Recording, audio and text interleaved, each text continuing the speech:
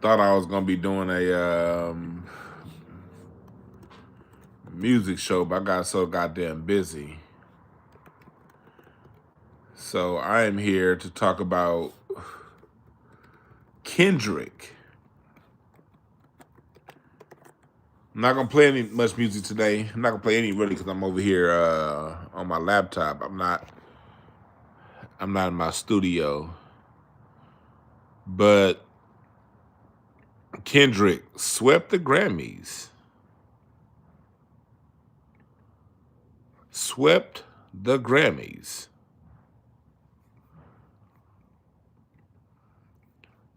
Beat Drake's whole ass.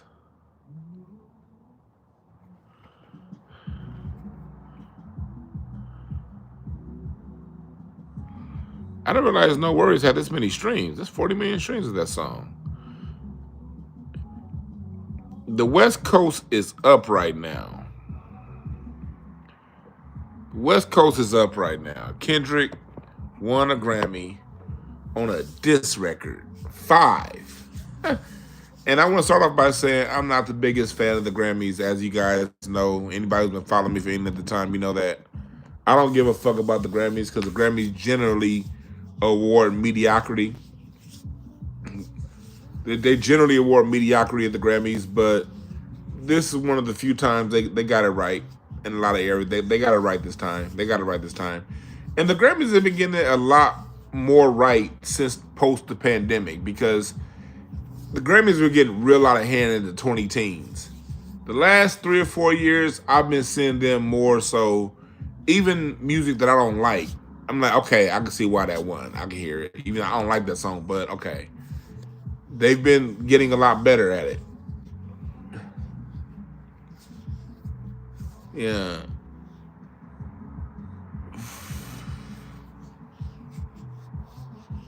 Yeah. I'm not a big fan of the Grammys, but the Grammys have been a lot better since Harvey Mason Jr. took over. Harvey Mason's son, the drummer, the great drummer Harvey Mason, his son. Ever since Harvey Mason Jr. took over, the Grammys have been in better shape.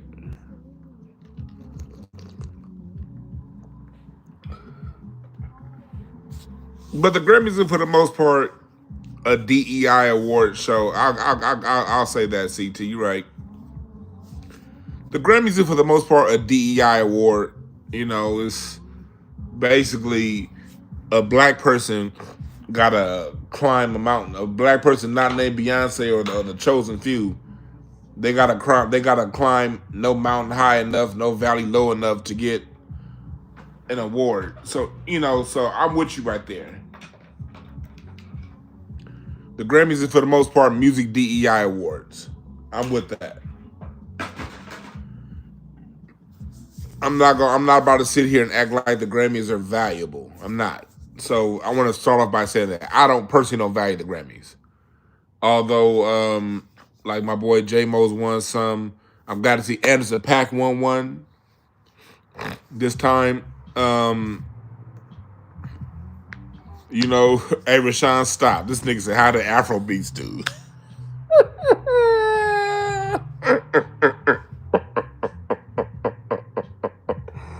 I can't be reading my chat, nigga. Y'all some lazy, y'all some sorry motherfuckers in the chat. Hey, if you new here, don't mind my chat room. These niggas is stupid as fuck. We trying to stay focused on topic. This nigga talking about some goddamn.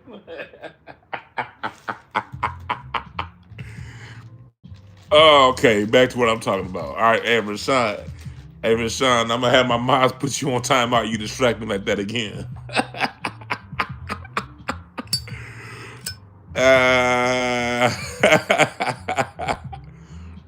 So, what's up, Herbal Intellect? I ain't seen my nigga in a minute. What's up, brother? Y'all say what's up to Herbal Intellect. I'm like, man, I ain't seen my nigga Herbal Intellect in the chat in a minute. I thought you was a mod, Herbal Intellect. I had to check because my mod's been blocking people lately. Too many people. I was okay. They didn't block you. All right, we good.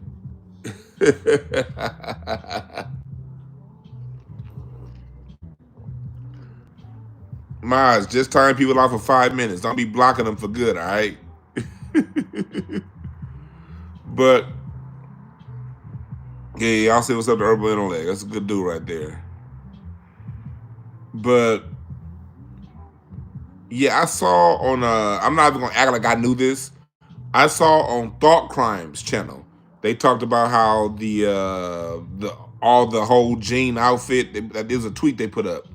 I don't know if it's a tweet or a post, but Thought Crimes put up a post talking about how that jean suit is a Canadian tuxedo. I didn't know that, so I'm not gonna sit here and act like I knew that. I'm a humble guy. I'll tell you where I got the game from. I saw that on Thought Crimes channel. Salute to Thought Crimes. I had no clue that the jean suit was a Canadian tux. But Thought Crimes put that up. I was like, damn, Kendrick a cold motherfucker wearing a jean outfit. But yeah. Yeah, salute to Thought Crimes. That I learned that today from them.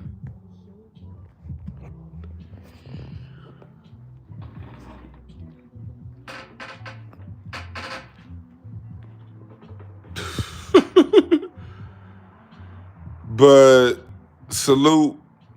And so let's break it down. Ever since Harvey Mason Jr. took over the Grammys, every year they've been getting better at rewarding quality music. They still don't get it right. Like this album I'm playing right now, I'm glad this won a Grammy. Why Lord by Anderson .Paak. This is my favorite. This is actually my favorite album of the year. So this is my personal favorite album of this last year. It won a Grammy, but for some reason it was in R&B when it's not. It's more hip hop than R&B. But you know the lines between hip hop and R&B are blurred when done right. And they were in competition with Avery Sunshine. There's no way this album should have been in competition with Avery Sunshine, but I heard that they tied, so I'm glad that they both won. But hey, this album is dope right here. This album is, I didn't know it had so many millions of streams because I've been playing it since the day it dropped. I was playing this shit I was playing these songs when they had 25 streams. I was like one of the first like 10 people to stream this album, I remember. But this album is so fucking dope right here. I love this album. I'm so glad that they gave it an award. I'm so glad. Because awards mean something to them, to these guys' money, you know?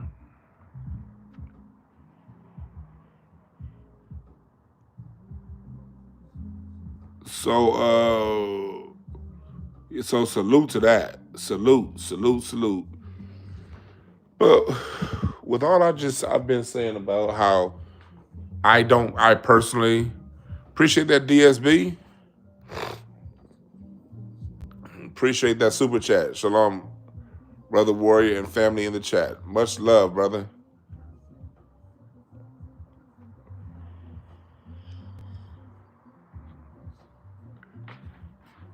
But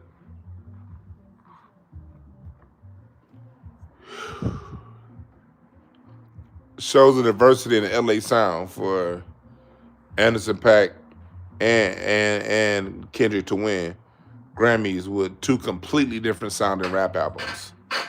Two completely different sounding rap albums. But this is what that means. Although I personally don't value Grammys, the industry does. And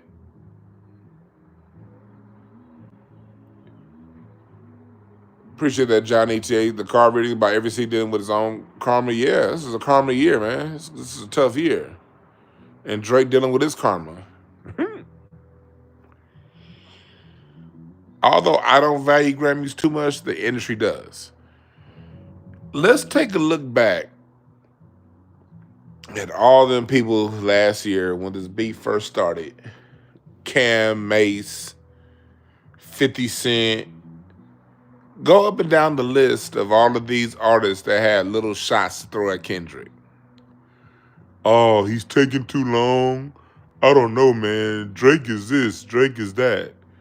It goes to show you that even like a lot of artists don't even understand what true art is, because I want everybody to remember when we start dealing with those artists that came in after 96, after post 96, the artists that started to get on post 96, they may have had some big hits that we all love, back in the day.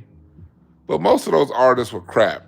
They were signed, they were not the best guy. They weren't the best artists. They were people that could be controlled. When you're talking about your post late 90s artists, most of them are people that are just controllable. They weren't the best artists. They don't have a fucking clue what art is. And you heard a lot of that when that Kendrick Drake beef jumped off. To anybody who understands art, you knew the difference between Kendrick and Drake 10 years ago. Anybody who truly understood art understood 10 years ago the huge difference in disparity between artistry between a Drake and a Kendrick. Drake is someone who got hits because, hey, and when it comes to hits, you get with the right production team, you can mimic the right sound, you can get a hit. Milli Vanilli won a Grammy. And Drake is basically another Milli Vanilli. He's somebody who imitates art, not a true artist. He's an actor.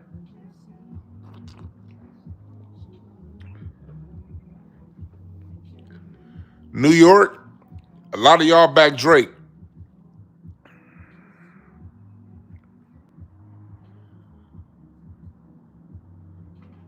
I'm with you, Mr. Roglish. I've never accepted Drake. What's up, Clock Clock? Going back to that. I'm like, I would be in a club like, who the fuck is this nigga humming to me right now? Started from the bottom, now I'm here. I was like, when I remember that song dropped, I was like, nigga, you a Jew. You started from third base. What the fuck is you talking about? Started from the bottom, now you here. No, you're not.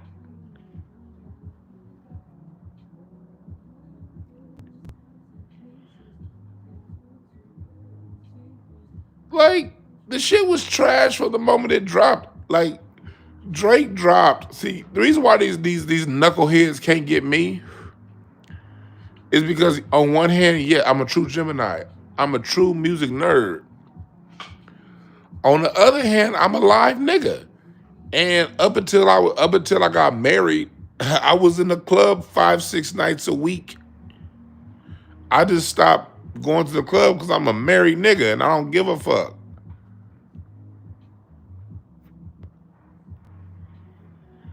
So I was in the club when Drake dropped. I was in the club more than 99% of the people talking about going in the club.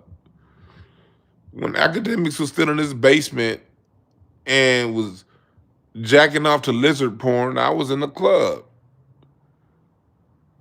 When a lot of these, appreciate that DSB, when a lot of these cats, was, see, I don't have kids. I've worked with so many kids, I don't have my own. So when a lot of these niggas was having to take care of their kids, I was in the club Sunday through Thursday night every week.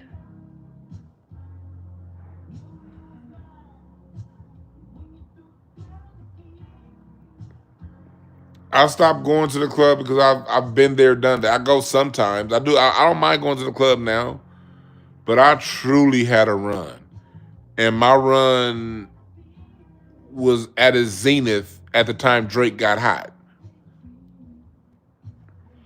Before I pulled back from going to the club, so I remember the Drake effect in the club.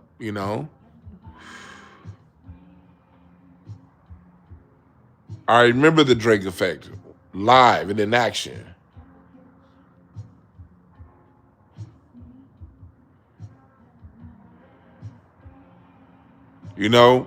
And I think that the whole club, because one of the issues that I had with people talking shit about Not Like Us I mean, not like they're talking about like Drake's music before, not like us. Remember they kept saying Drake needs a club banger. I love this song right here. This is from that No Worries album. I love this shit right here. Yeah, I can't play it too loud. I gotta talk over it because I don't want to get a strike right here. But listen to this intro right here. I love this. This is probably my favorite song on this album right here.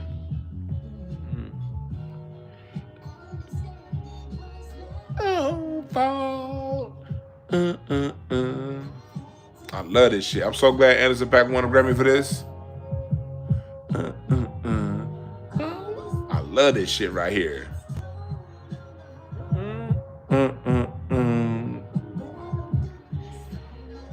This some shit right here. I love this album.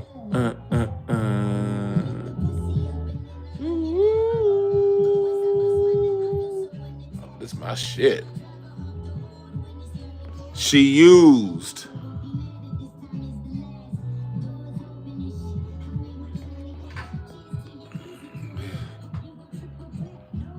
But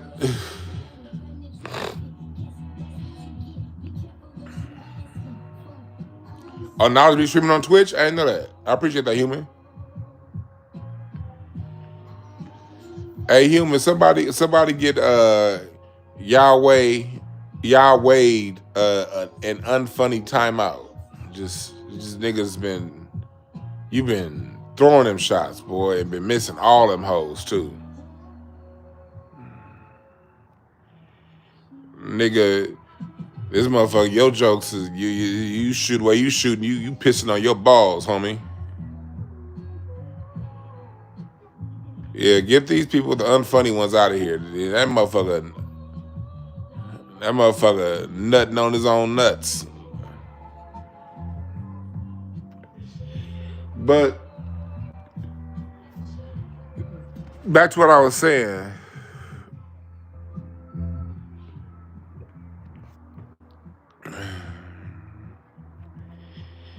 What was I saying before I was rudely interrupted, chat room? Get me back on track.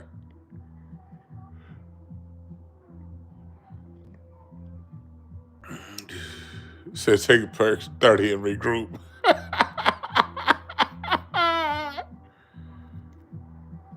Oh shit. That was funny.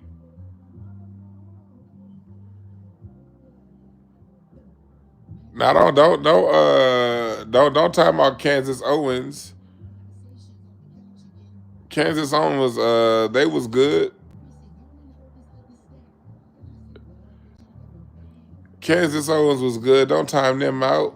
They only got 600 seconds. Kansas Owens don't leave. That was a mistake by my mods. What's up, Felix Speaks?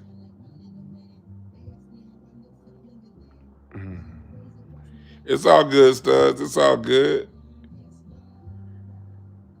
Yeah, Kansas Owens. That was actually pretty funny what they said. It's all good. It's all good. Somebody said, "What up, bro? You look familiar." I'm sorry, that was probably me coming out. I ain't gonna say that joke. But anyway, I forgot what I was saying. Anyway, I'm just gonna get back on what I was going.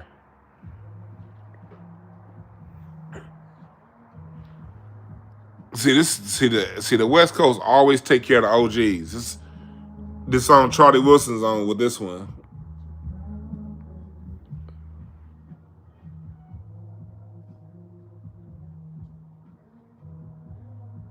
So anyway, let's go back to what we're talking about. Oh yeah, I smell the quality of Anderson .Paak. Yeah, thank you. I appreciate that. I smell the quality of Anderson .Paak's music. You know, it's really Anderson .Paak's music is really in its own world and it's in its own box. He uses live instruments when he's with the Free Nationals, and Knowledge. I like the way Knowledge mixes music. You know, that's not live. So he's a true artist.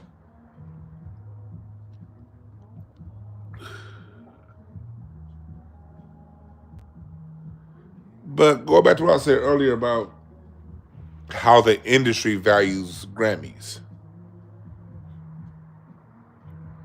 This is why, all the OGs, you gotta be able to. Oh yeah, I was talking about Drake not having. No. Drake had club bangers. Thank you. That's what I was talking about, Marvin. Thank you, Marvin McKinley. It's not that Drake didn't have club bangers. It was I didn't like Drake's music in the club. The shit hit in the club for people. But that's the point I was trying to make. Club bangers are overrated. First off, most people don't even go to clubs. Let's just tell the whole truth. Let's just tell the whole truth, nothing about it. Nothing but the truth. How often do you hear people rate songs and say, oh, it's not a club banger, it's not a club banger? But have you ever asked yourself how many people are actually going to clubs? Like, the club market ain't what it used to be. This newer generation don't even go to the club like that.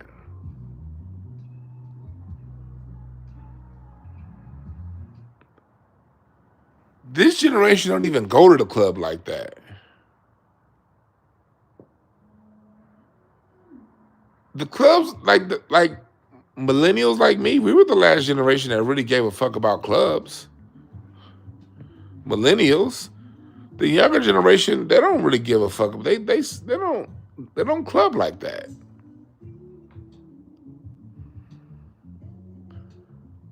Like, I pulled out of the clubs 2014.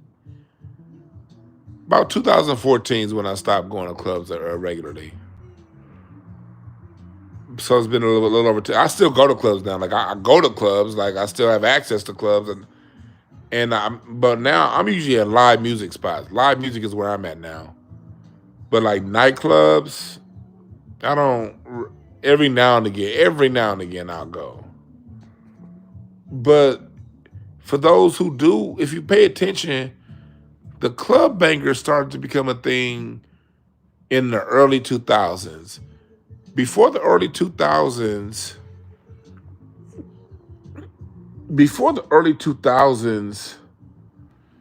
you didn't.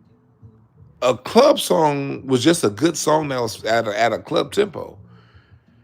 When the Yin Yang Twins dropped, Lil Jon, that era, Nelly, that's when songs went to being club bangers. But the club bangers weren't necessarily good songs, Juicy J, all them, the 3 6 Mafia, that era. They weren't necessarily good songs, but they sound good in the club because the subs, the 808s, it sounds good in the club, but it wasn't necessarily good music. Versus when you go back to the 70s, a song that was hot and the club was just a hot song. Let me give you an example. A hot song in the 70s. Let me see if I can find one.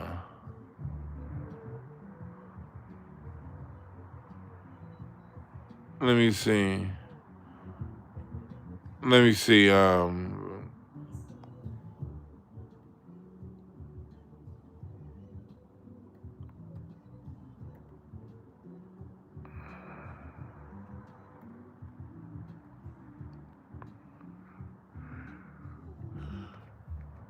This was a club banger back in the 70s.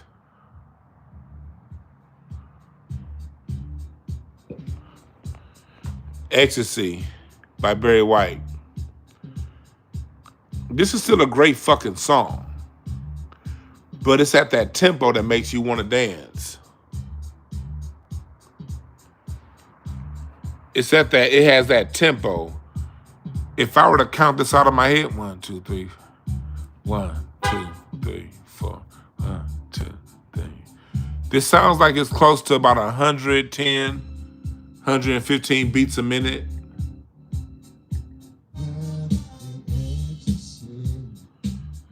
That was a club banger, but it was a great song. Another club banger. Let's go to the 90s. Let's go to the 90s. Let's go to This is another club banger in the 90s.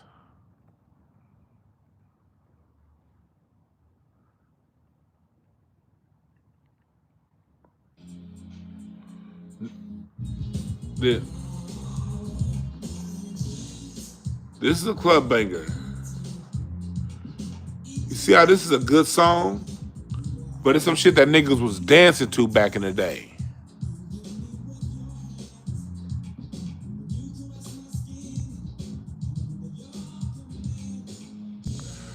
Full Force, this was a club banger, but it was a great song that you could listen to outside the club. But when you got to the early 2000s,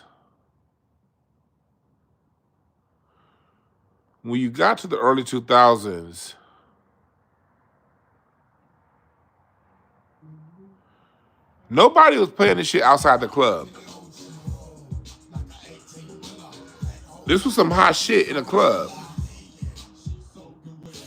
But that was some shit you didn't really play outside the club. Or other than if you had a dope ass sound system in your car and you wanted to blow that shit out the neighborhood. Outside of having a dope ass sound system, you didn't necessarily play that outside the club, outside of just letting everybody know what kind of sounds you had in your car. The early 2000s is when music changed, and then the club banger no longer had to be a good song. It just had to be something that hit. It just had to be something that, you know, that had the right tempo in a club. So club bangers are overrated.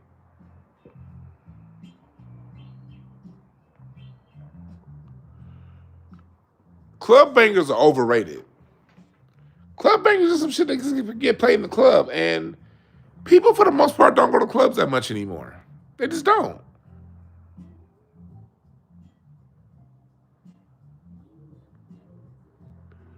Yeah, there's certain songs you played it because you had a sound system.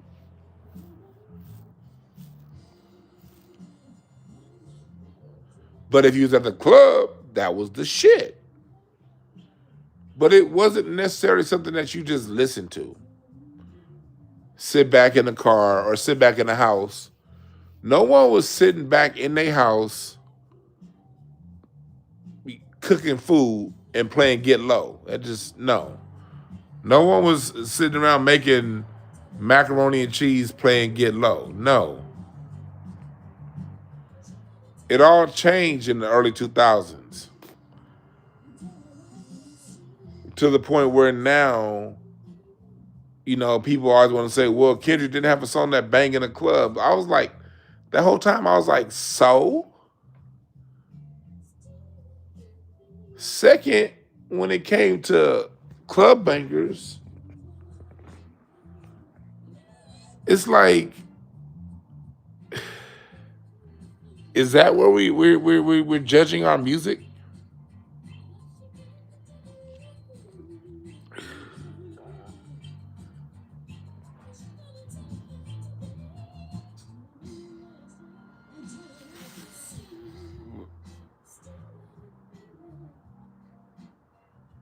So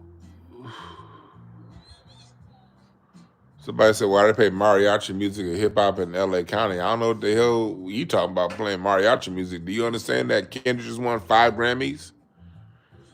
This ain't the day to take talk about not reading the room. Today ain't the day to take shots at the West Coast. Kendrick and Anderson .Paak won Grammys. This ain't the day to take shots at the West. Read the room. Read the room. If New York won a bunch of Grammys today, I would just be like,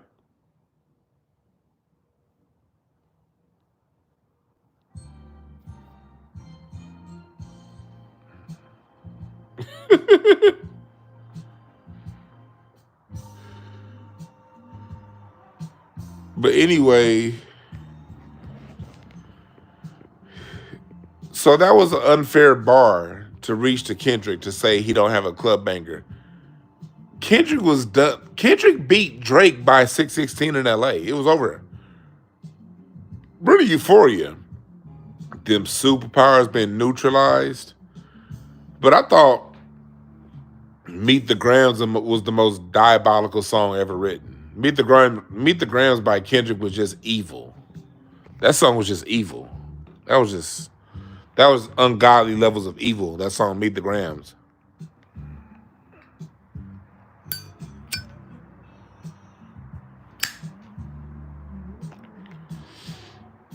I gotta burn off. I gotta burn some sage and light some Palo Santo after listening to Meet the Grams. That shit is evil. But he still came with the club banger. Hey, I'm listening to Earth, Wind and Fire right now. Children, bred by the wind, the breath of life, touched by the fiery hands of God. Man, if you want to listen to some life, nigga, listen to some Earth, Wind and Fire. This is written by Skip Scarborough. Yeah. Born of the earth are nature's children, breathed by the wind, the breath of life, judged by the fiery hands of God. World goes by the hand of the master plan. If you want some lyrics, you gotta listen to some Earth and Fire. If you're not into Earth and Fire, your bar is too low when it comes to music. Listen, tell you, you're just a grain of sand. That's all we are. You know, this song's about. This song right here is all about teaching you who you are as a person. Keep your head to the sky. That'll tell you why. And then it tells you right here. Yeah. Born of the earth are nature's children. That's me and you. We born on earth. We're fed by the wind, the breath of life. Then judged by the fiery hands of God. That's some real fucking lyrics right there. You better get into Earth, Wind and Fire, nigga.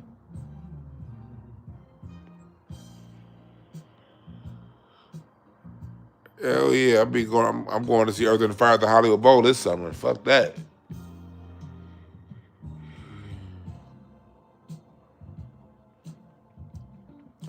Yeah. But Kendrick is on that level of penmanship with his music. Kendrick's pen. Think about this shit. The song of the year, album of the year, video of the year is a song calling out pedophilia. Let's smoke one of that.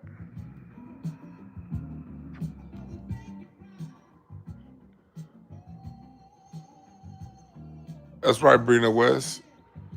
Earth and Fire is going to be at the Hollywood Bowl for 3 shows this summer. I might go to 2. I might go to 2 of those Hollywood Bowl shows. Those are the gods. Those are the gods.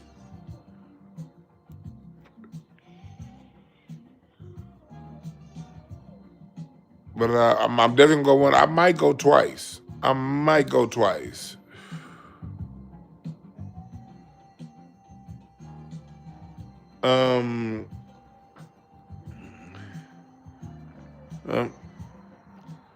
It's Earth, Wind, and Fireworks. They're gonna have fireworks. It's gonna be 4th of July weekend. 4th of July weekend. You didn't see Frankie Beverly Maze live? Oh, you missed it. You missed it.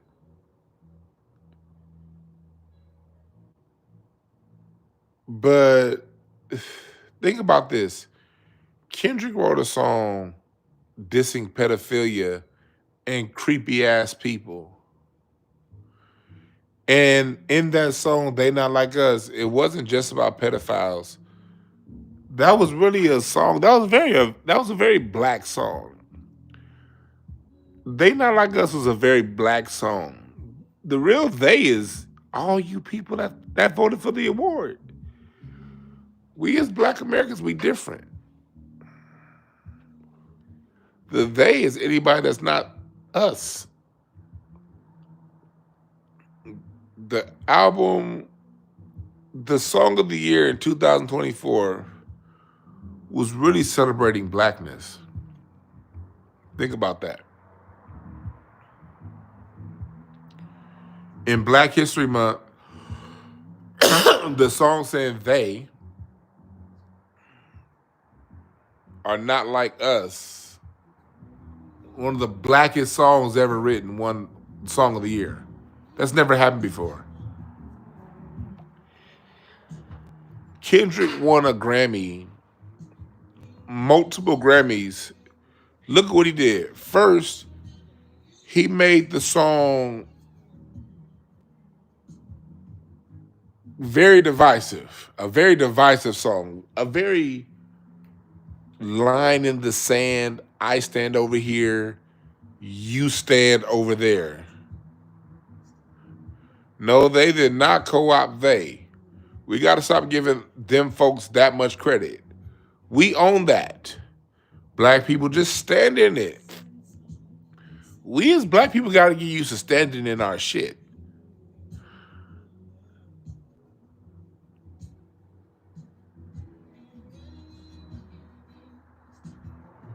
We got to understand that. All we got to do is stand 10 toes down. That's right, Rashad. That's all we got to do is stand in it. When we stand in hip hop as ours, we keeping it. When we stand in rhythm and blues as ours, we keeping it. When we stand that K-pop stole from our shit, we keeping it. We owning it. When we stand, appreciate that herbal intellect. When we stand and we create it, look it. Beyonce won a country music Grammy today. Think about that for a second. And y'all know I'm not a Beyonce fan. But this is what the fuck happens when we stand in our shit. I thank Beyonce for releasing a country album. I'm mature enough to win, even though I may not prefer artists or like an artist, whatever. I know good art when I hear it. And that was some good art that she had in that country music album.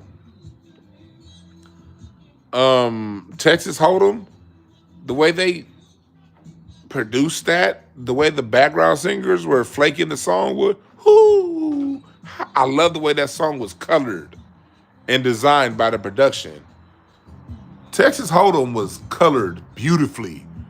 I gotta look up whoever produced that song. It was beautiful the way that they colored that song.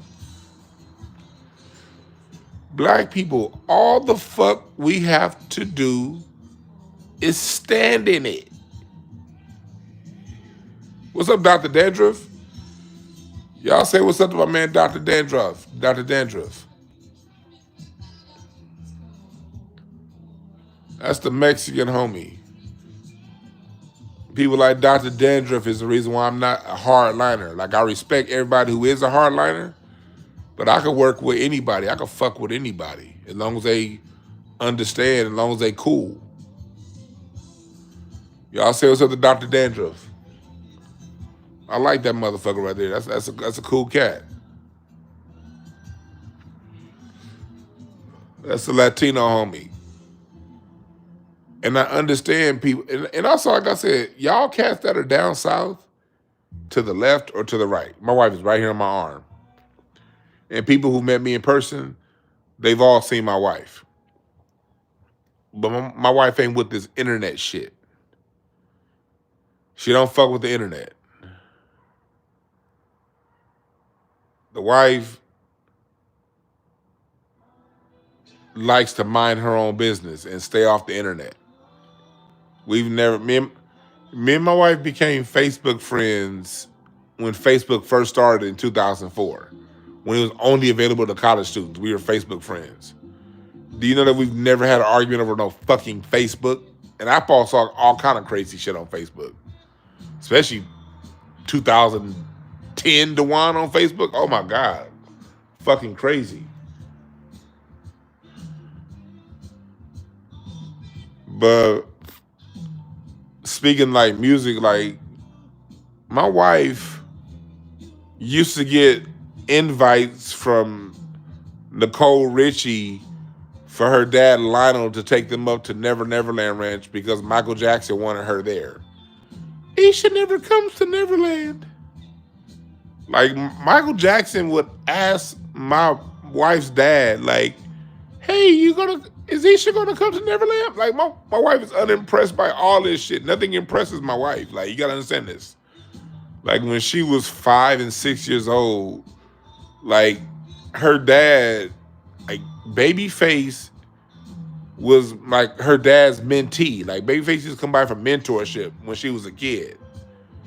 Like, so nothing about none of this shit impresses my wife. So yeah, she sits back and takes care of home. Are you listening to Marvin in the back? Yeah, like this nigga Biz Monty said I was an Earthling goon. Yes, I was an Earthling goon, nigga. And how the fuck did you know I had Earthling?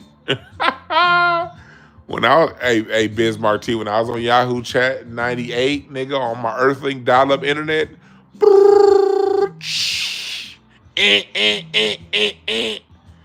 as soon as that shit got done, I was in Yahoo Chat terrorizing niggas.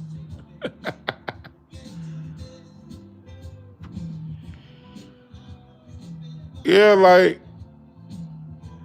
so I've had people ask me, like, they say, my wife is like, nothing about none of this shit impresses her. She likes to sit in the background and be cool. And like, you said, got lost sea scrolls of music he found. Shut the fuck up, Dr. Dandruff. Like, y'all gotta realize, it's funny, like, my wife used to take, like, when she was in first grade, my wife took a Grammy to show and tell at school. Like, in first and second grade, she was taking Grammys to show and tell in elementary school. That's one of the funny stories. Her dad let her take one of his Grammys to show and tell. And I was like, one time I asked him, I was like, you let her take the Grammy? That nigga didn't give a fuck about that Grammy. Like her teacher was like, you ever Sean? Her teacher was like, "Oh, Isha, let me hold it. We don't want the other kids." And she was like, "Okay." Like, you gotta realize, Mr. Carmichael won Album of the Year with Lionel Richie, won a Grammy, sold 40 million albums, won a Grammy, and he didn't go to the Grammys. Like when Mr. Carmichael won that Grammy with Lionel Richie, he didn't even go. I was like, why didn't you go to the Grammys? He was like in the Grammys at the Shrine Auditorium. Like the Grammys that year was hosted like 15 minutes from where he lived. Like a lot of us LA people are very unimpressed by this shit. Yeah. I hear Isley Brothers in the background. See, the Isley Brothers never won a Grammy. That's why I don't really value the Grammy.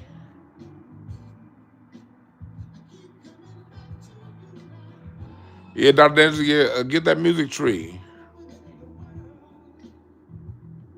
What y'all know about this in the background? I keep coming back to. I love this shit. They use that, you hear that piano? That's that upright piano.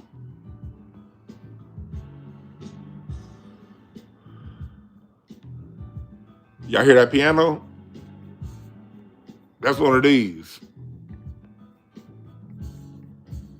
That's one of these right here. Let me show you right here.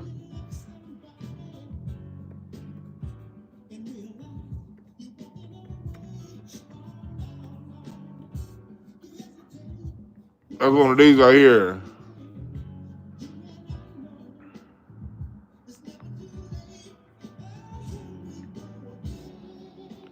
You got no difference in your piano sounds. You can't say, like, I'm a drummer, but that's one of these right here. When you listen, that's what I love about it. I love these particular these upright pianos. They got a particular like texture to them that I love, versus a grand. Most like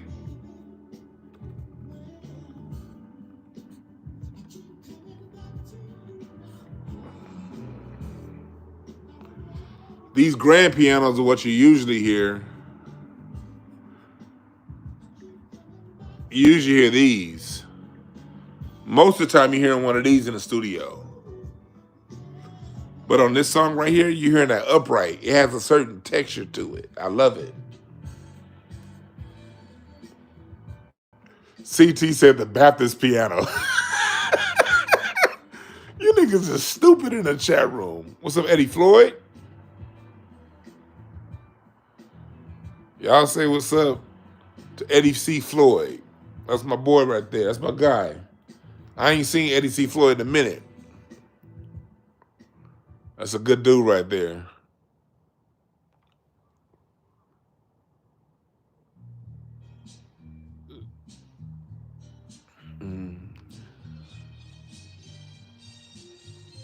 Yeah, y'all say what's up. But, yeah. Nigga said the Scott Joplin piano. Jay Williams, you stupid. That nigga said the Scott Joplin piano. I know exactly what you mean.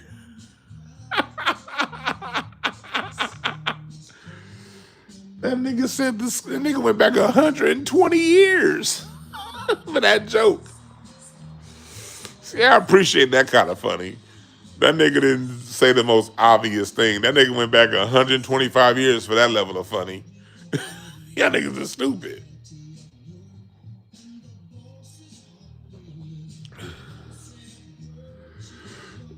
Somebody said, what am I smoking on? I forgot the name of it. But let me show you the size of these buds.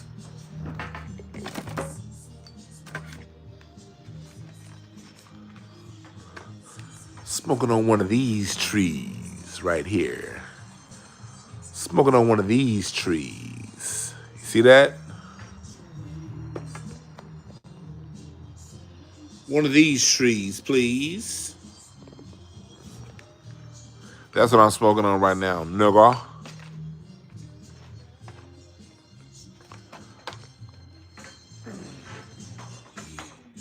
That's what I'm smoking on. One of these trees. What you smoking on?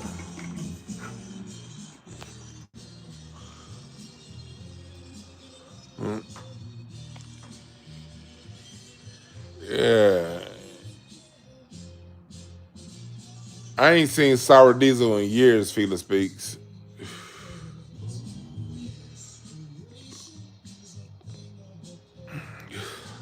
So,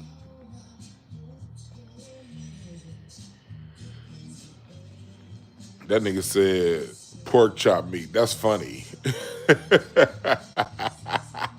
That's a funny fat joke right there. I like that, Big Troll Gang 20. That's funny. That's funny. What's up, George Wishart?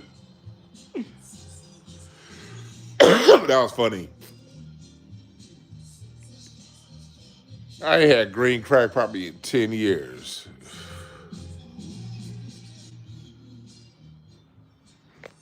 Oh, no, I'm smoking. Here it is. Oh, no, LA Kush was the other one. That was the other one.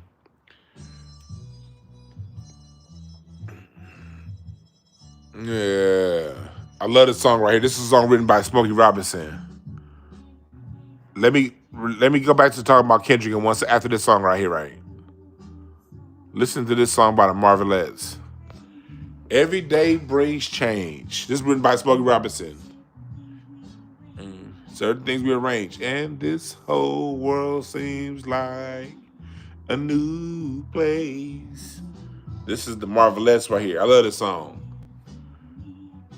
This song is about...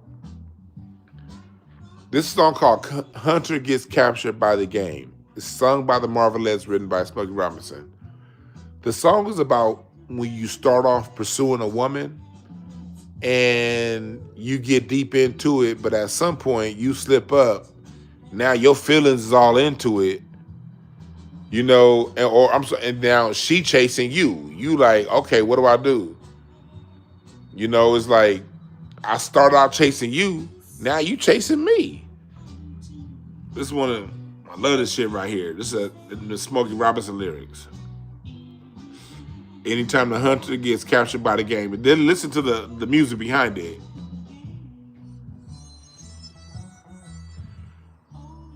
They play that old Western music. You notice how back in the 60s and the 70s, the music had to match the lyrics. The song, Smokey Robinson staged the lyrics of this song in a Western. And so when the production team, I think Hal Davis produced it. I gotta look and see who produced this. No, this might be a Hal Davis. I don't know who produced this. I gotta look and see who produced this. But the production team brought the Western sound into it to give you the full experience of the song. Much different than somebody making a beat. Anybody can rap over a beat or sing over a beat. We need to get music back to when the production of a song matched the lyrics of a song. She let her trap for him, then she got caught up. Look at them lyrics. She said, "'Cause I laid my trap for you, but it seems like I'm the one that got caught." You laid your trap for a chick and thinking you gonna get her. Now she got you caught up. These are timeless lyrics, people. This is why I fucks with the 60s and the 70s. This is a song right here by Earth, and Fire, You and I. And it's talking about, on this song, what they use is, what Earth, and Fire was genius at in this song. Earth, and Fire was really genius at using love lyrics to really give you a metaphysical message. This song isn't necessarily about love between man and a woman, although it's written as love between man and a woman. It's talking about you and yourself.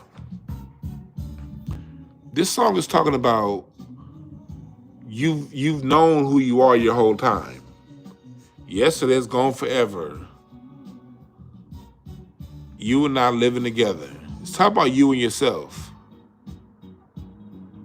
This song right here, even though it's cloaked in a song that's a relationship between a man and a woman, it's really a song about the relationship your ego has with yourself, who you are.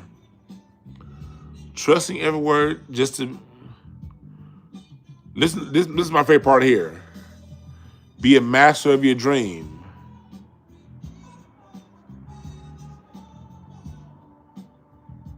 What it's saying in that part is, you're the master of your own thoughts, and you're supposed to create these places and spaces for yourself to know that you can't really be hurt, and your thoughts is really what hurts you more than what's really going on. It was so many gems in Earth, and Fire's music. You can listen to Earth, and Fire every day for the next 30, 40 years and still be learning shit from that music. This part right here. This is a metaphysical message right here. We must trust the dark for showing us the stars. We must trust the rain and open up our hearts. What that's saying is, when you in dark times in your life, you gotta trust that darkness to show you where the light is. Trust that you're in that dark space, and in that dark space, you're gonna find the light, because it takes complete darkness. It's like when you go outside in the daytime, you can't see the stars in the daytime. When things are going good, you can't see your stars. You can only see the stars at night. You need to, sometimes, when it's sunny outside, you can just be having a good time. But when you're in a dark place, The whole purpose, and this is what I want y'all to understand, the whole purpose of being in a dark place is so you can see which direction to go. It's when you're in the most dark place that you see the light. You don't see the light at 4 p.m.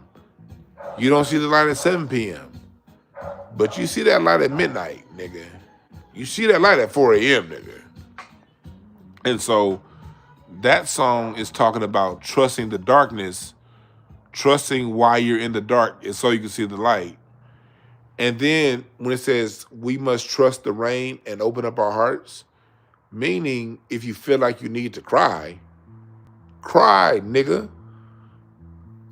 That's what that line meant. We must trust the rain to open up your heart.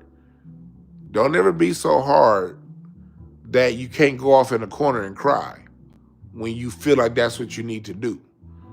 Just don't cry around me because I'm going to laugh at your punk ass. But just make sure that you find a place that's safe to go and cry. Don't let me judge you. I'm going to laugh at you. Because if I cry, you going to laugh at me, so fuck you. And then now we got some Stevie Wonder.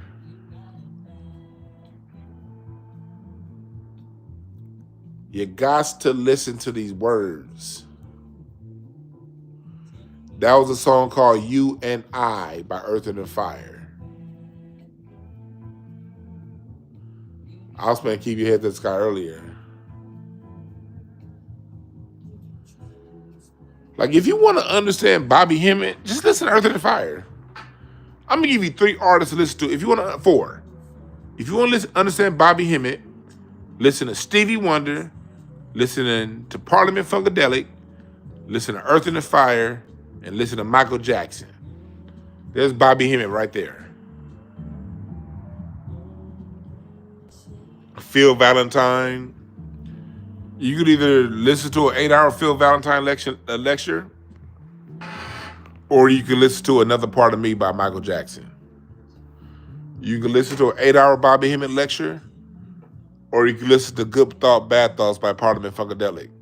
Free your mind and your ass will follow.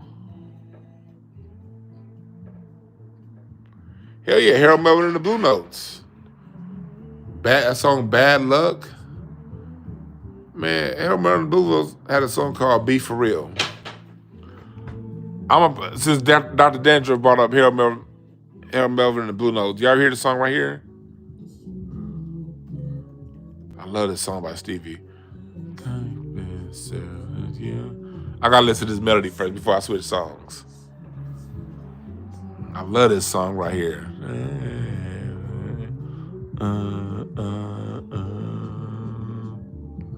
Listen to that melody. That's cute. I put Harold Melvin. Rocky upstairs. Rocky chilling with my Rocky chilling with my wife right now.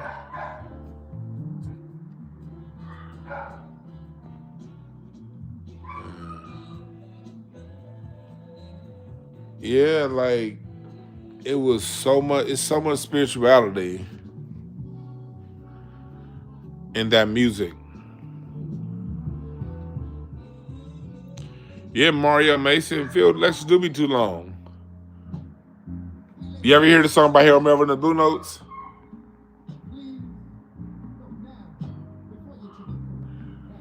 This song is 7 minutes long. And the whole song, Teddy P is checking his woman. Listen to what he's saying. They don't have the lyrics here. He said, why every time we go out with my friends, you talking about what you got? Listen, how much money I make. And what school our children go to. This song right here. This whole song, he checking his woman. This whole song, Teddy Pendergrass is spending 7 minutes checking his woman. They don't start singing to like the 5-minute mark. The first 5 minutes, he's just sitting down and talking to her. Nigga, listen. Nothing. Listen. That's your problem. You're saying the wrong thing at the right time. Tell the truth. See, I don't know how to explain this to you, woman. I thought you had, listen to this part. I thought you have sense to see what you're doing. Listen. Son, chances go round. This is a real life lesson. The same people you meet going up are the same faces you see coming down. This whole song is he's telling his woman not to be braggadocious. Don't brag. This whole song is about being humble. People come out to party. They come out to party. Jive you talking in the corner with a bottle of champagne saying his woman this and what they ain't got. He was telling, 225 girl, he's telling her off. He's telling her, you talking shit about people who don't have what we have, and you won't even buy them a drink. That's what he's saying. He said, if you're going to boast around somebody that has what you have. Don't make your brother and sister feel bad. That's what the song's about. If you're going to boast, look at this part. This whole song, he's basically, and it's not just talking to his woman, it's talking to all of us. You know, be for real. Be humble. Be a real nigga. This whole song is about, he's telling you to be real.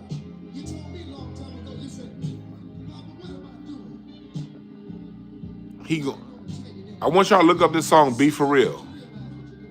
No Feeling Speaks, Teddy Pendergrass did not like transgenders. He got screwed over. Watch his documentary.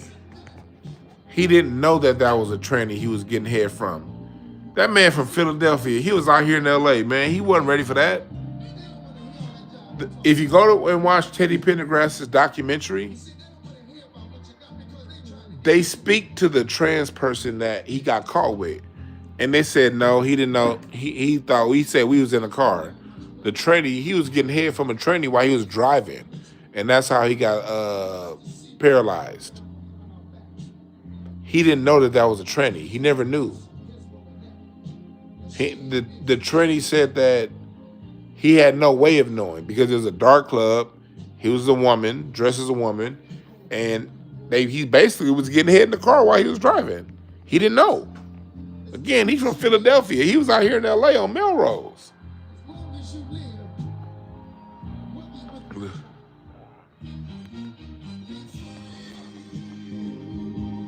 See, listen, they start singing. It's 4 minutes and 10 seconds into a 7 minutes long song. They just now singing.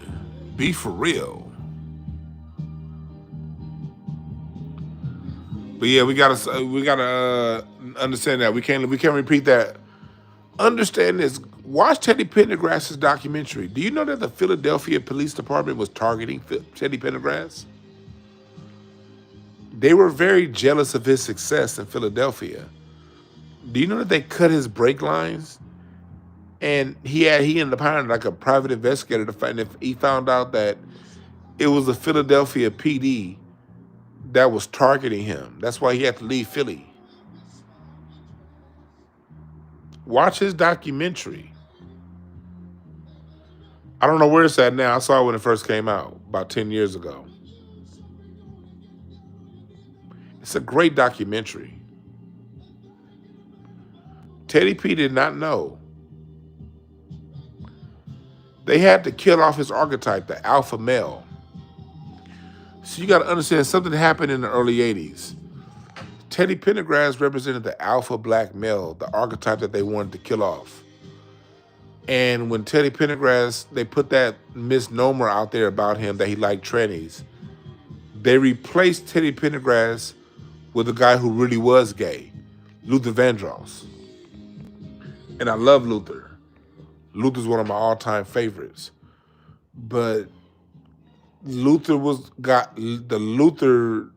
more softer black male got elevated at the expense of the Teddy Pendergrass style alpha black male. That was a social program that was run on us. And then they told us that the alpha black male Teddy Pendergrass loves trannies. This just pay attention to how they do our greats. Like when they put Chuck Berry in prison for tax evasion, and Willie Nelson just had to pay a fine. See, Diggs, you're right. We all knew Luther was gay.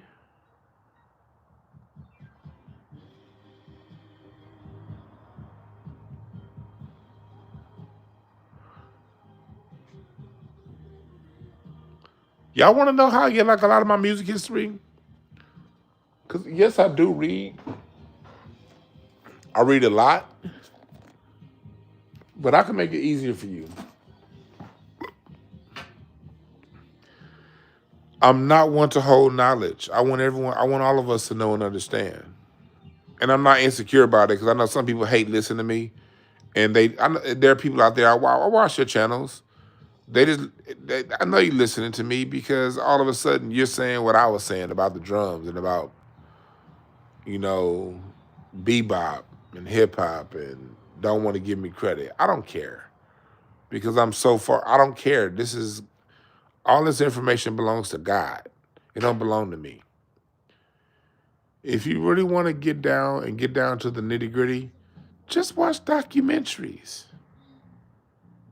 Watch documentaries.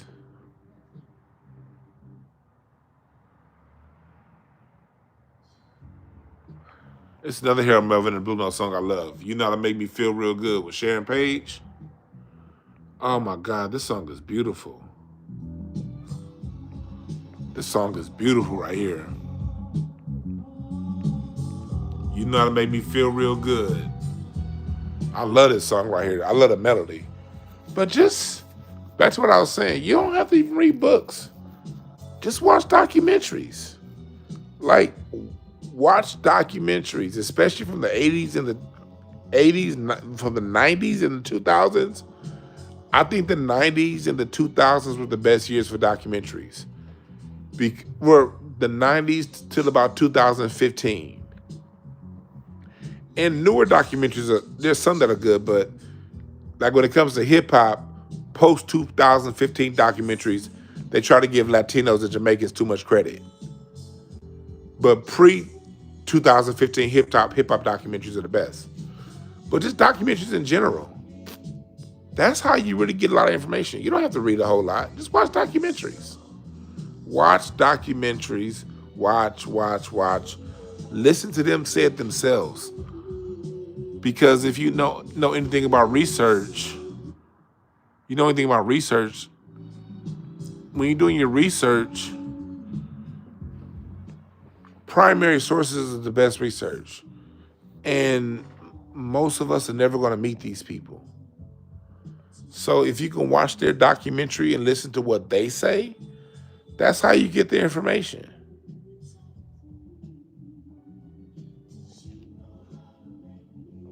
You real talk, Jet Life. Early YouTube, pre-2016 YouTube had everything.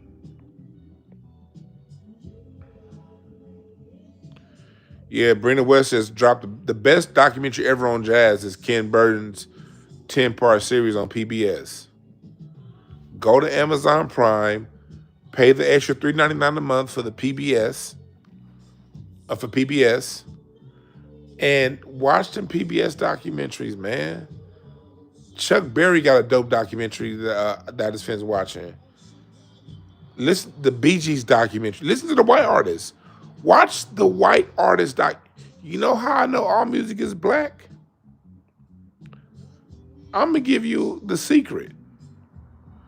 I listen to the white artists.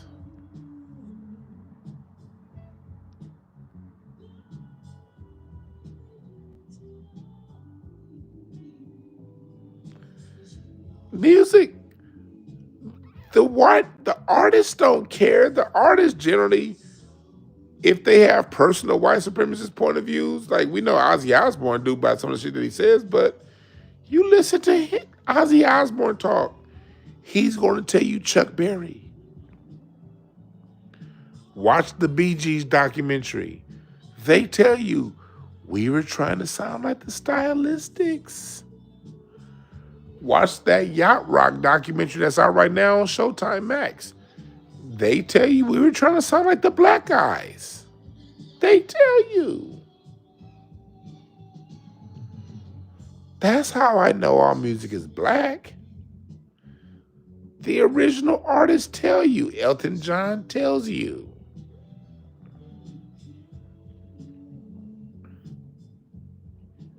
You just have to. Here's the key, black people. You just gotta know. Research is hearing something and drawing your own conclusion. What they get you in these documentaries is you'll hear something, but they'll lead you to a different conclusion. You can't follow other people's conclusion. You have to draw your own. When you listen to Melly Mel talk, he early on in the 80s and the 90s, when he was doing documentaries in the 80s and 90s, he was telling you James Brown back then. Even Pete Rock, before the last 5 years when he's changed, he called himself Soul Brother. He was talking about James Brown. He sampled Roy Ayers. Like, just listen. Just listen.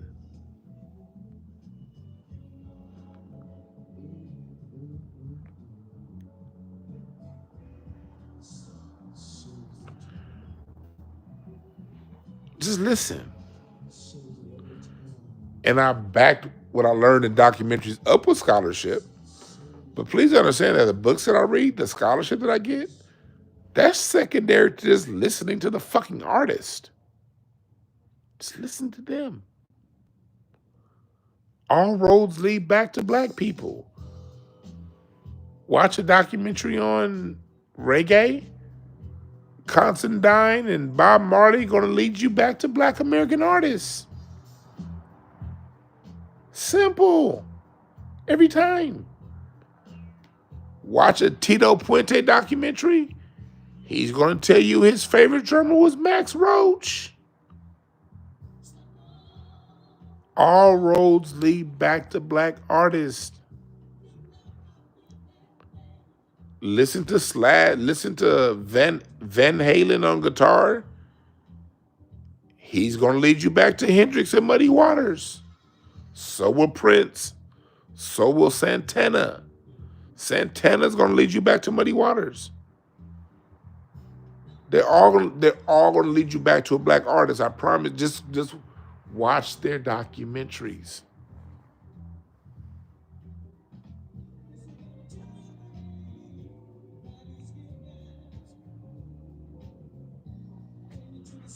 All roads lead back to black artists. And then we listen to black artists. All of their roads lead back to other black artists. You listen to Chuck Berry. Chuck Berry's gonna tell you on his documentary that he got his style, his style of play, and his showmanship from T-Bone Walker.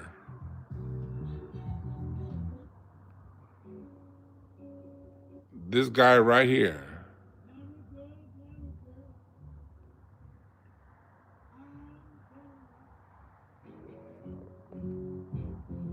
This who Chuck Berry said he got it from. You hear that? You see how T-Bone Walker was playing behind his head, doing the splits at the same time?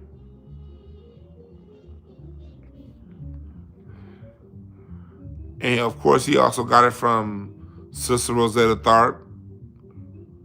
But when you go back to black artists, they got it from other black people.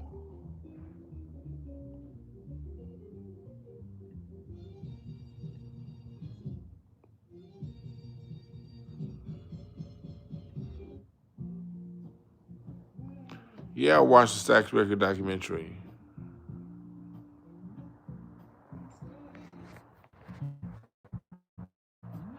The backer you go, the blacker it gets.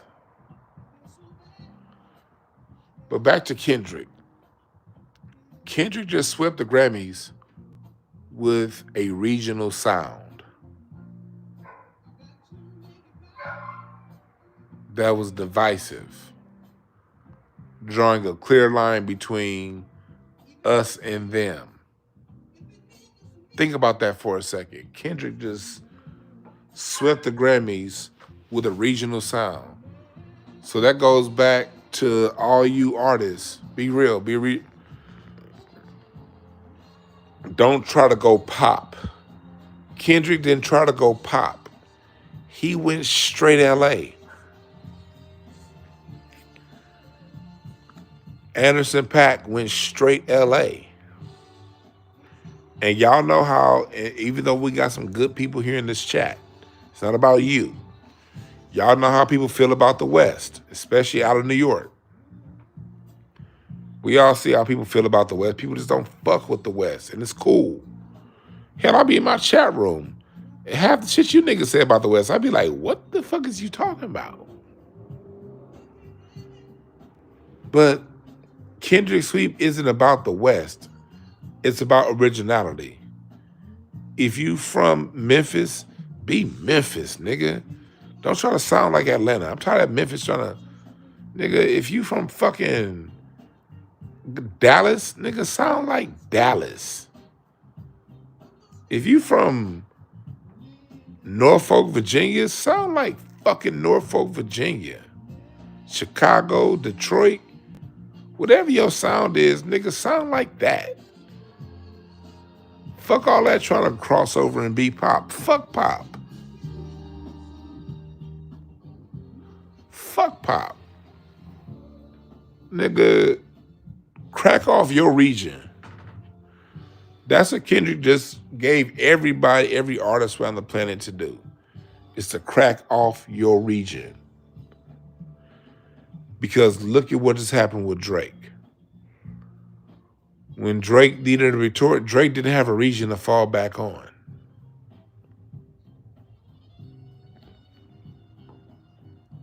He was so busy trying to be Memphis, so busy trying to be St. Louis, so busy trying to be Houston, trying to be Atlanta.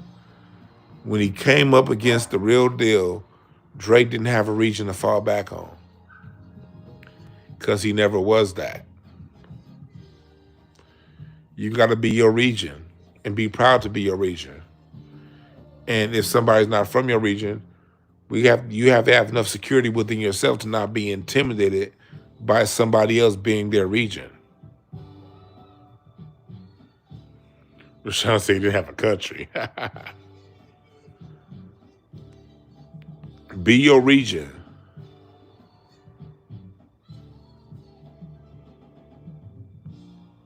Be your region.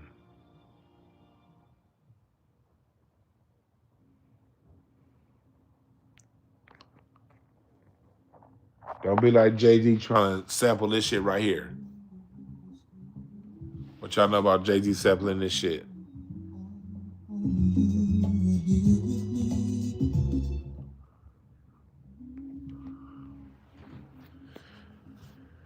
Yeah. Be your region.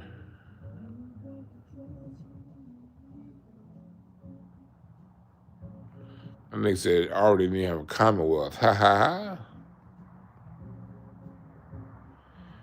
What Kendrick just did was he gave everybody freedom to be their region.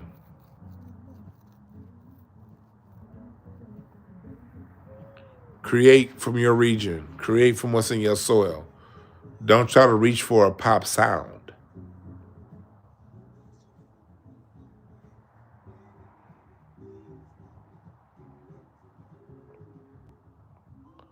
Be your sound.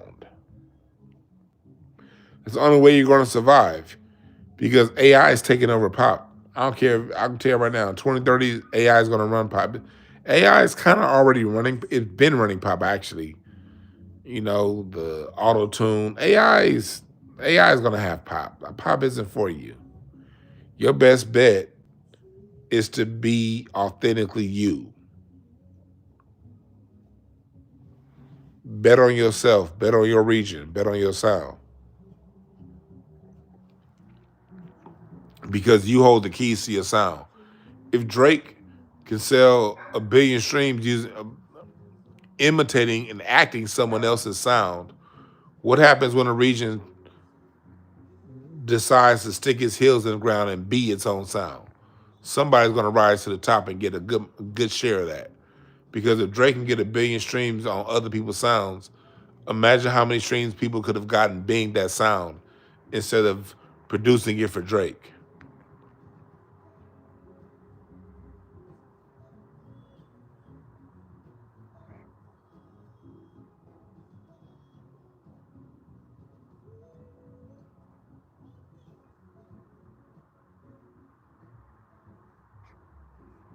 Be your sound.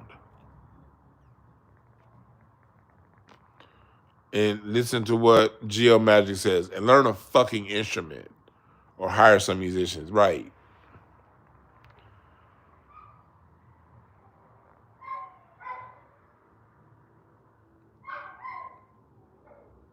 Somebody in the chat a couple of days ago was like, Dwan, do you know how to create a make a beat? I'm like, nigga, I'm a fucking drummer, man. I am the beat.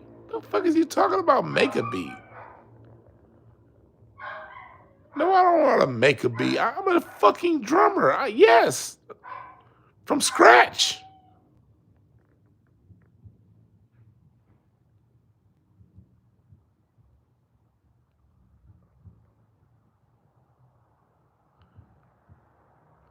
But think of how many sounds when Drake would go to Houston and pick up those Houston sounds, those producers. Think if those producers produced actual Houston acts in those sounds. How many records they could have sold and sustained and had sustained careers. But no, you gave your sound to Drake and your whole 3-year run while you was hot, it went to him, and now nobody's gonna know who you are. Then once people find out who you are, your sound, the sound has moved on. So that era when your sound was hot, you never got to win on it because Drake came and acted on your sound. If I was in regional producers in Atlanta, in St. Louis, in Houston, Memphis, them places Drake been going for hits, y'all need to be kicking y'allself in the ass.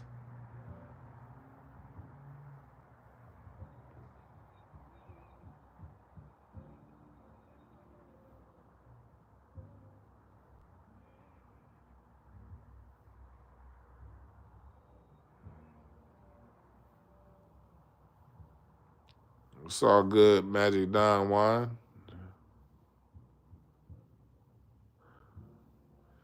The only way to win is to be you. Now you got producers who the sound done moved on from their sound and Drake done took it. But had you produced people from your region to do those sounds, they could have delivered it better than Drake. They could have delivered those sounds much better than Drake because they got the DNA of that region in their blood.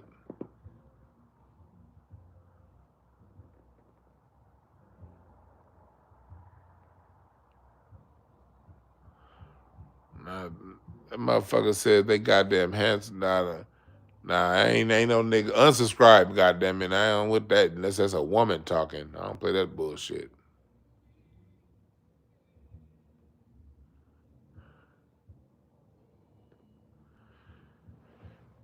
People gotta stand 10 toes down in their authenticity. No one's gonna give you credit. You gotta take it. No one's gonna give you love. You gotta love yourself first. Through loving yourself, you get love.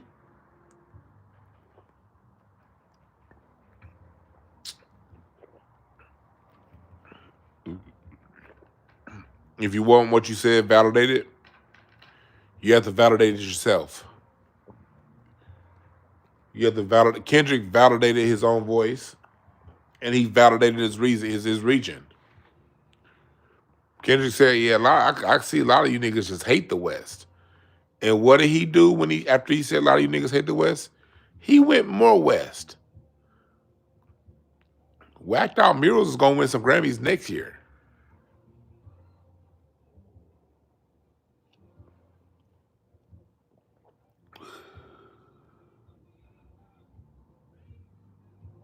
That's right, GL Magic. Authenticity, strongest emotion, Detroit. Yeah. See, Kendrick is a king of clubs like me. We got the same birthday. When you're the king of clubs, you got to be yourself. Y'all fuck with me because I'm authentic. I ain't perfect. I'm definitely not perfect. And I got my issues, I got my problems. I got my issues that I can't get over yet. I've conquered some battles. I have other battles I have yet to conquer, but I'm who the fuck I am.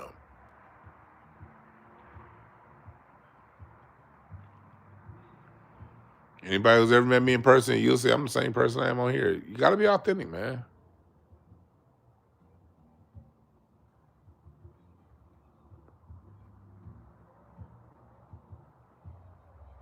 Appreciate that, Spirit Wonder. Yeah. But being yourself is also the slow road, too.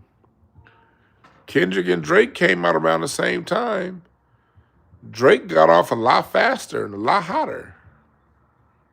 It was a lot more popular. Being yourself most definitely is the slow road. Just keep trusting it. It's the slow road, but it's the sustained road too.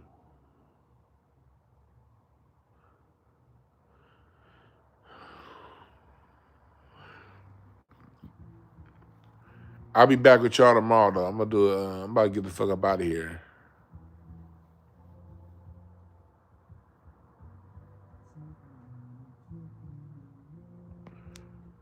America's not a gumbo.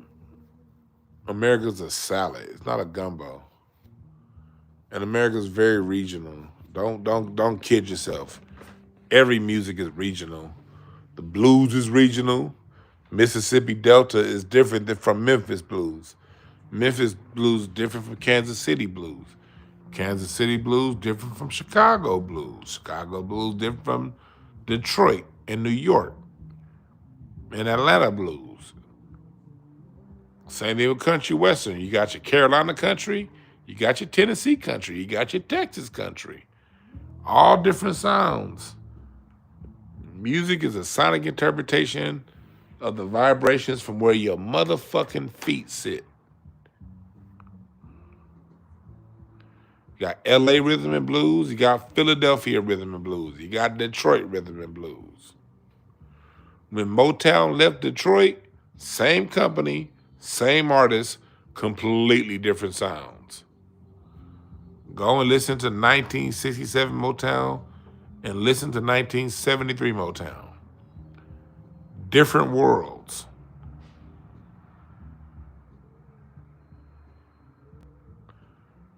Somebody said West Coast be on that geography too much. No, West Coast is reacting to a bunch of regional shit that goes on. But everybody knows geography is a fact in life. I don't care how anybody feels about it.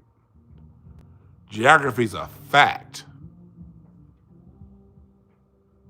Los Angeles has a different climate than Seattle. Seattle has a different climate than Vegas. Vegas has a different climate than New York. That's like saying, oh, we all one gumbo. That's like saying there's one weather report for the United States. Are you niggas listening to what you saying?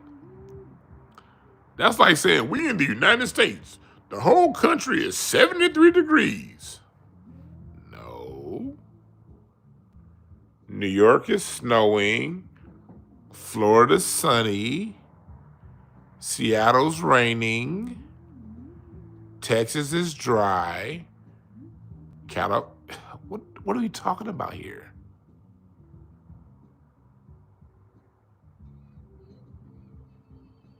Just pay attention to the world that you live in. California gets plenty of snow. I can drive an hour and a half right now to Lake Arrowhead and be in the snow going, woo! We about to have a snowstorm here in LA. Not in LA. LA don't get snow. What's one thing I love about living in LA? I can go 2 hours to Lake Arrowhead, hour and a half. It's going to snow on Tuesday, Wednesday, and Thursday up there. So if I felt like going to the snow on Friday, I could leave my house at 8 a.m. and be in the snow by 9:45 a.m. I've done that plenty of times with my wife. Like we'll see a snow happen and we'll wait about 2 or 3 days after the snow. And I'll take my wife to breakfast in the snow. We'll go like, let's go to Lake Arrowhead and have breakfast. We'll leave the house at 8 in the morning and be at the little breakfast spot on the lake at Lake Arrowhead at 9:30 a.m. eating breakfast.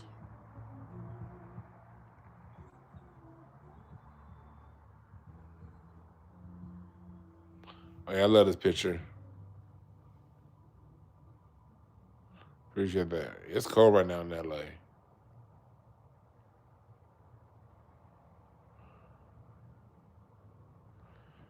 People saying that all regions are the same. That's like saying we have the same talk. You're right, we even talk different.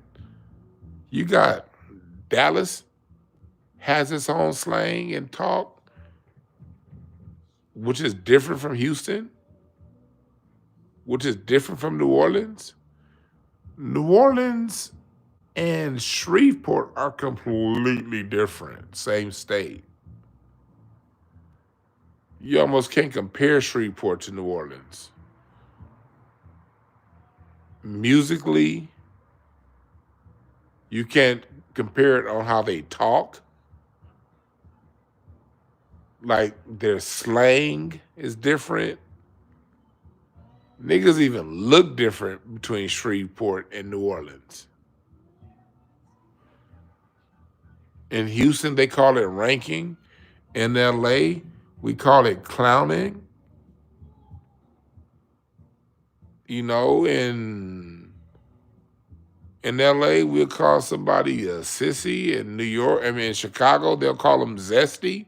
Mean the same thing. Oh yeah, Baltimore. I hate that Baltimore accent too. No disrespect to Baltimore, but I can't stand that Baltimore accent, especially on a chick. That Baltimore accent. What it do? Something new.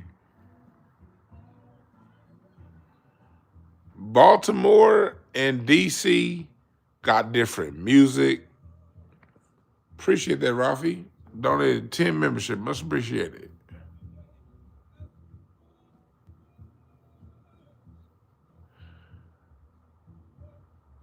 My man Chris. What's up, Chris? Appreciate that, Rafi.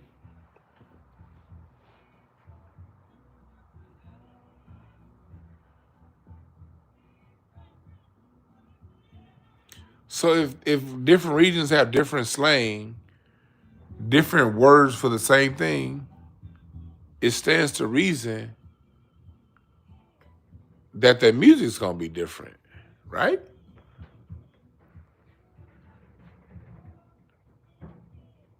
Cruising down the street in my 6'4" didn't work for that group out of New York. Different experiences. It doesn't make sense to cruise down the street in my 6'4" in the Bronx, but it definitely makes sense in Compton.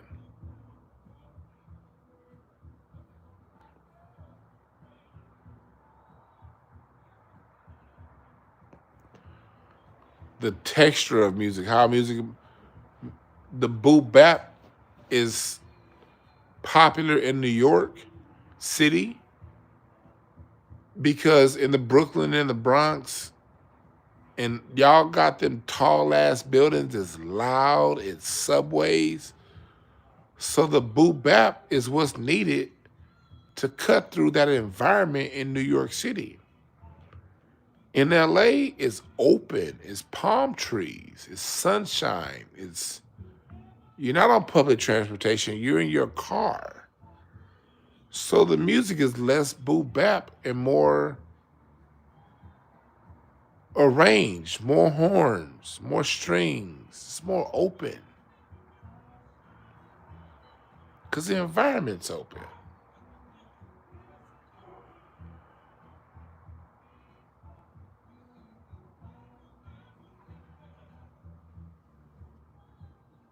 Heavy metal could have only been created in Seattle because Seattle's it rains a lot. It's electric up there in Seattle. So it makes sense that the blues got electric in Seattle.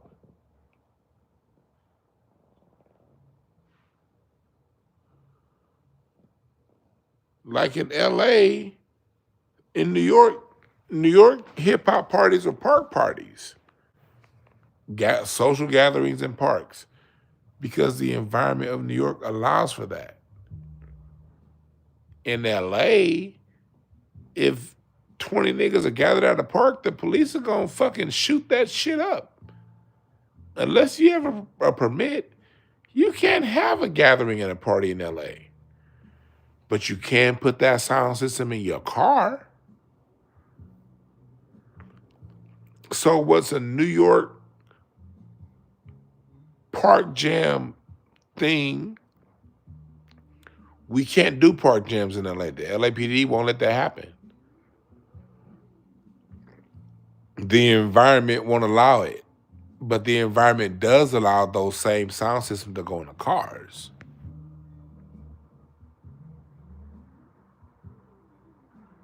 Environment influences behavior.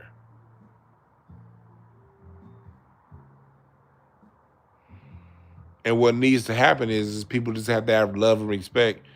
It's okay to have differences. Just respect the differences. That's all. Different don't mean bad. It just means different. Just respect it. And it's all good.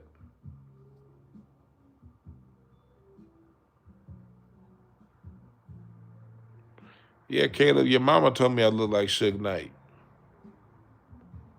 She told me I look like Suge Knight when she handed me your allowance money. Remember when you didn't go to lunch that time? When you couldn't go to lunch for like 2 weeks when you was in school in the 7th grade? That was because your mama said I look like Suge Knight. She gave me all your lunch money. And that's why you permanently scarred and in my chat room talking dumb shit. Because your mama gave me your lunch money in the 7th grade. She said, here, Suge Knight. My son's a hoe. He won't need this money. You can have it. And I was like, thanks, bitch. Now back to what we was talking about.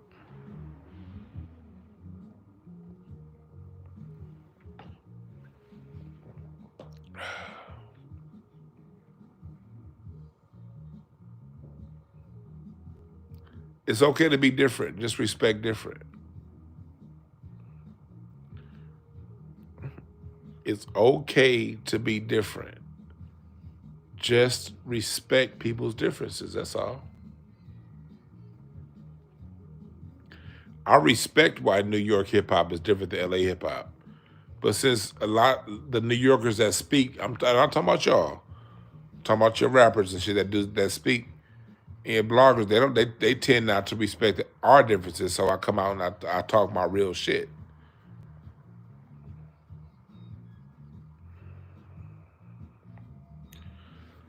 But I gotta get the fuck up out of here, y'all. Close my laptop. I'm about to take Rocky for his midnight walk. I know Rocky got to piss. That nigga was drinking hella water. So I know Rocky got to piss. So I'm going to holler at y'all tomorrow, all right? Y'all have a good one. Kendrick won.